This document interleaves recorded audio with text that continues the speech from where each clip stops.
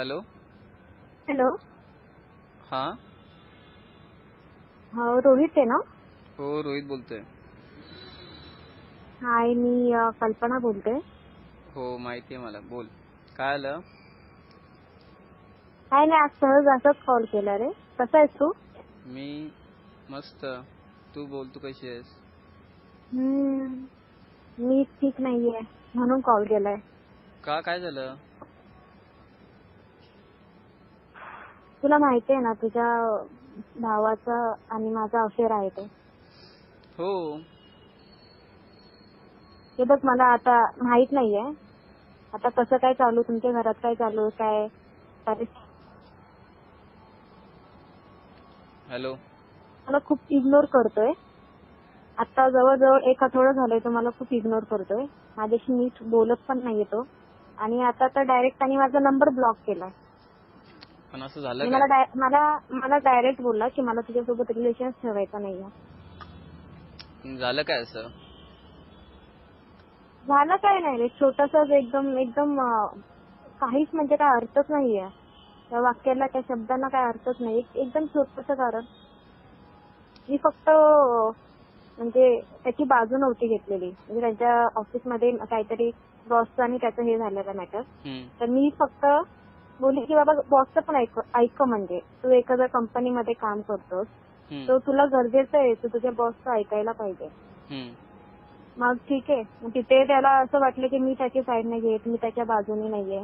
मग त्या गोष्टीवरून तो माझ्याशी बोललाच नाही. तर मला वाटलं ठीक आहे, जाऊ दे, काही दिवसांनी बोलल, आता सध्या मी बोलली म्हणून. अच्छा. आणि आता म्हणजे डायरेक्ट आणि सगळं बोलतच नाहीये तो बिलकुल. ऑनलाईन असतो, रिप्लाय देत नाही. म्हणजे मग आता मला म्हणजे कळत नाहीये म्हणजे नक्की काय करेल, घरात काय प्रॉब्लेम आहे का त्याच्या, काय तो म्हणजे त्यांनी माझा नंबर पण ब्लॉक केलाय. अरे आणि पण तुला खूप म्हणजे खूप माहिती आहे ना साऱ्या तो कसा छोट्या. आहे तो. हे बघ, कसं आहे ना, तो आधीपासून तसाच आहे.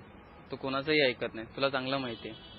आणि तुमच्यामध्ये काय चाललं होतं किंवा तुझं घरी येणं जाणं इथपर्यंत सगळं ठीक होतं, मला काही प्रॉब्लेम नव्हता. पण तुमच्यामध्ये ना एक्झॅक्टली काय झालंय ना ते मलाही कळत नाही. आणि तुला माहितीये का, तो ऑलरेडी पहिल्यापासून तसाच आहे. तो कुणाचंही ऐकत नाही. तो त्याचं काय करतो त्याचं त्यालाच माहिती. आणि मी आय थिंक तुला मध्ये पण बोललो होतो की तू जास्त लक्ष देऊ नको. तू जेव्हा घरी येत होती तेव्हा मी सांगितलं होतं की तू जास्त सिरियसली घेऊ नकोस. तो नाही ऐकून घेणार कोणाचं. तुला स्वतःला त्रास होईल त्याचा. पण तू तेव्हा अवॉइड केलंस मलाच. तू स्वतःच ऐकून नाही घेतलंस माझं. अरे पण मी त्याच्यावर किती विश्वास ठेवून, अरे तो माझ्यासाठी रडलेला आहे. प्रेमासाठी तो माझ्यासमोर रडलेला की मी तुझ्यासाठी हे करल ते करल, माझी फॅमिली जरी अगेन्स्ट गेली तरी मी तुझ्याशी लग्न करल. माझ्या भावाला असं पण बोललेला की माझ्या भावाला पटत नाही म्हणून आपल्या रिलेशन मध्ये असणं वगैरे, का तर मी कामाला जात नाही, बॉसचे माझे भांडणं होतात, मला पटत नाही बिझनेस त्याचं काढायचा कारण आहे. तेच आहे ना, कारण की त्याला त्याचं बघ, तो सिरियस नाहीये त्याच्या लाईफ बद्दल. हे बघ, जसं तू तुझ्या लाईफ बद्दल सिरियस आहे, की जसं तू त्याच्याबद्दल विचार करते तसं तो नाही करत. कारण की तो ऑलरेडी, आम्ही त्याला लहानपणापासून ओळखतो, तो सिरियसली नाही घेत कुठलीच गोष्ट. मला नाही माहिती की तुम्ही दोघं एकसाथ कसे राहिलात एवढ्या वर्ष. आणि तुला आता जे कळतंय ना ते आम्हाला आधीपासून माहिती आहे त्याच्याबद्दल.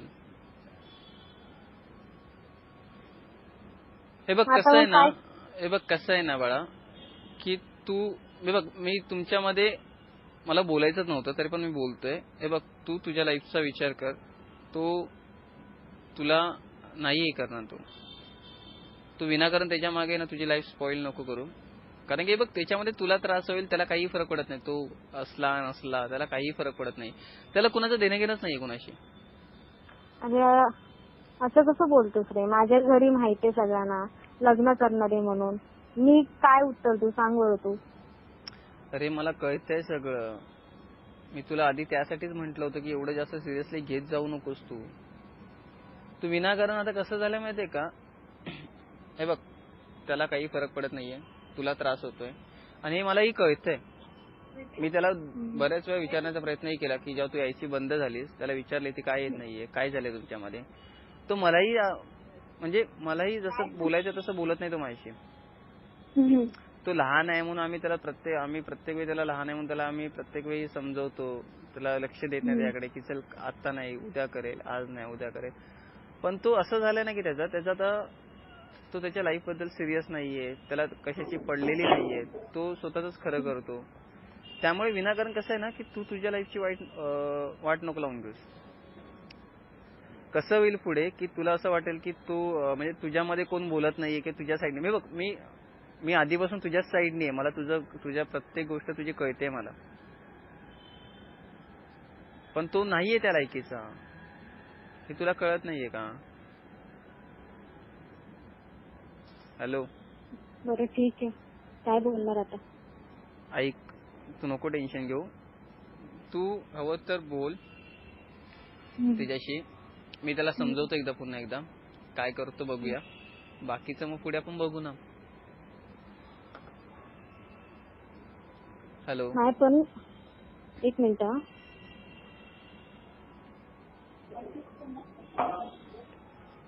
हॅलो, मला ना म्हणजे एक मिनिट थांबा.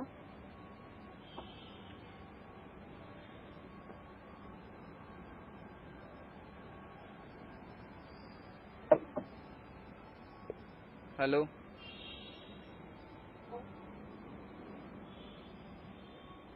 हॅलो, एक मिनिट. हॅलो, हा हॅलो. मला ना म्हणजे मला खरंच ना आता रडू येते मला. हे बघ, तू रडू वगैरे नको. नाही म्हणजे याला काय अर्थच नाहीये ना. आपण इथं समोरच्यावरती विश्वास ठेवायचा आणि समोरच्याने असे हे फळ द्यायचं. हे बघ, तू रडू वगैरे नको. मला मी याला विचारलेलं पण तुझं अफेअर आहे का, मी त्याला हे पण बोलले. आणि तुम्हाला माहितीये का, तो माझ्याशी बोलत नाही. दिवसातून मी 100 वेळा त्याला सॉरी बोलते. कशासाठी बोलते मी सॉरी? माझी चूक नसताना मी सॉरी बोलते. हे बघ, सगळं मला माहिती आहे त्याच्याबद्दल, तुझ्याबद्दल. मी तुला एवढंच सांगेन बाळा की तू नको टेन्शन घेऊस. मी बघतो काय करायचं ते. तू नको काळजी करूस, ठीक आहे? तुम्ही प्लीज एकदा त्याला समजा. मला माहितीये तो आहे, मी जसा तो आहे तसा मी त्याला एक्सेप्ट केलेले.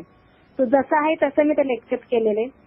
मला माहितीये त्याच्या अगोदर पण भरपूर अफेअर्स वगैरे होते बाहेर. मी त्या सगळ्या गोष्टींना एक्सेप्ट करून केली. म्हटलं चल बाबा ठीक आहे, अफेअर होते ते याच्या पुढे नसतील.